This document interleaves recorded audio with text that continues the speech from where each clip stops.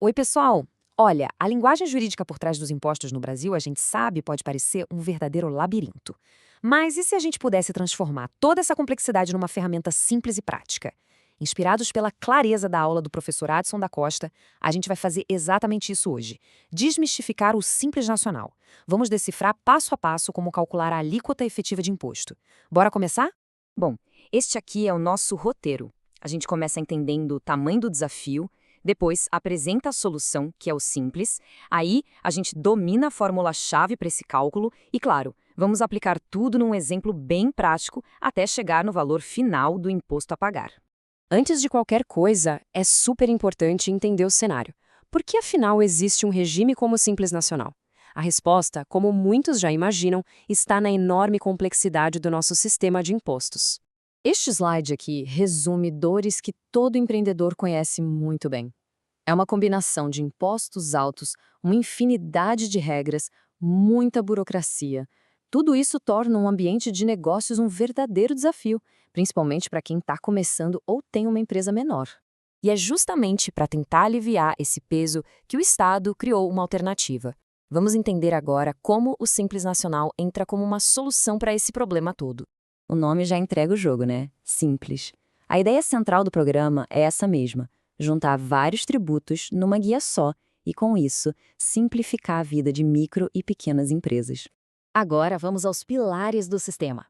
Primeiro, é um regime favorecido, ou seja, é um direito garantido lá na Constituição. Segundo, tudo é unificado numa guia só, o famoso DAS. E terceiro, o ponto crucial para o nosso cálculo: a alíquota não é fixa, ela muda de acordo com o faturamento bruto acumulado nos últimos 12 meses, que a gente chama de RBT12. E isso nos leva direto para o coração da nossa análise de hoje. Para saber quanto pagar de imposto, o que a gente precisa encontrar é a tal da alíquota efetiva. É ela que vai ser a taxa real aplicada sobre o faturamento do mês. E aqui está ela. Essa é a fórmula oficial, que vem lá da Lei Complementar 123. Eu sei, pode parecer um pouco intimidadora à primeira vista, mas eu garanto que no final dessa explicação ela vai fazer todo o sentido. Vamos desmontar cada pedacinho dela agora. Vamos começar com o RBT12. O que é isso? É bem simples, na verdade. É só somar tudo que a empresa faturou nos últimos 12 meses antes do mês que a gente está calculando. Esse número é a base de tudo, porque é ele que vai dizer em qual faixa de tributação a empresa se encaixa. Em seguida, a gente tem a alíquota nominal. Atenção, essa não é a taxa final, tá? É só um ponto de partida. Cada tipo de atividade empresarial tem uma tabela própria, os anexos, e, dependendo do RBT12, a gente encontra essa alíquota de referência. E, por último, a parcela a deduzir. Pensa nela como o ajuste fino da fórmula. É um valor fixo que a gente subtrai para reduzir um pouco o peso da alíquota nominal. Isso garante que a transição entre as faixas de faturamento seja mais suave, mais justa. Certo. Com as peças da fórmula na mão, o próximo passo é descobrir qual tabela usar. O Simples Nacional divide as empresas em diferentes anexos de acordo com a atividade. Encontrar o anexo certo é fundamental. Olha só dois exemplos. De um lado, o anexo I, que é para atividades de comércio. Do outro, o anexo 3, para alguns tipos de prestadores de serviços. Cada anexo desses tem suas próprias faixas de faturamento, suas próprias alíquotas e suas parcelas a deduzir. Ok, a teoria já está clara. Agora vem a melhor parte. Vamos aplicar tudo isso num caso prático e ver como os números realmente se comportam. Vamos botar a mão na massa. Vamos conhecer a nossa empresa de exemplo, a Gama Serviços Contábeis. Por ser do ramo de contabilidade, ela se enquadra lá no anexo 3. E aqui estão os dados que a gente precisa. O RBT12 dela de R$ 420 mil e o faturamento só no mês que a gente quer calcular foi de 35 mil.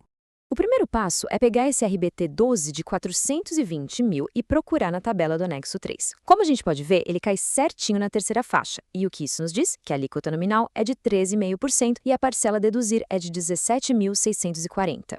Agora é só jogar esses números na nossa fórmula.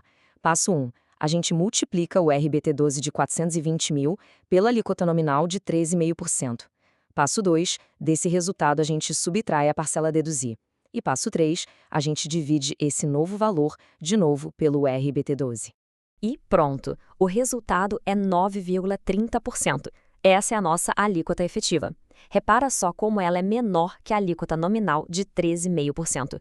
Isso mostra, na prática, o efeito daquela parcela a deduzir. É ela que faz essa mágica. Mas calma, ainda não terminamos. A gente encontrou a taxa, a porcentagem. Agora, precisamos aplicar essa taxa para saber o valor em reais do imposto devido, ou seja, o valor do documento de arrecadação do Simples Nacional, o DAS. E esse é o passo mais simples de todos, de verdade. A gente pega o faturamento do mês, que no nosso exemplo é de R$ 35 mil, e simplesmente multiplica pela alíquota efetiva que acabamos de encontrar. E aqui está o resultado final, tudo consolidado. Com o faturamento mensal de 35 mil e uma alíquota efetiva de 9,30%, o valor do DAS que a empresa Gama vai pagar é de R$ 3.255. Viu só? Não é tão complicado assim.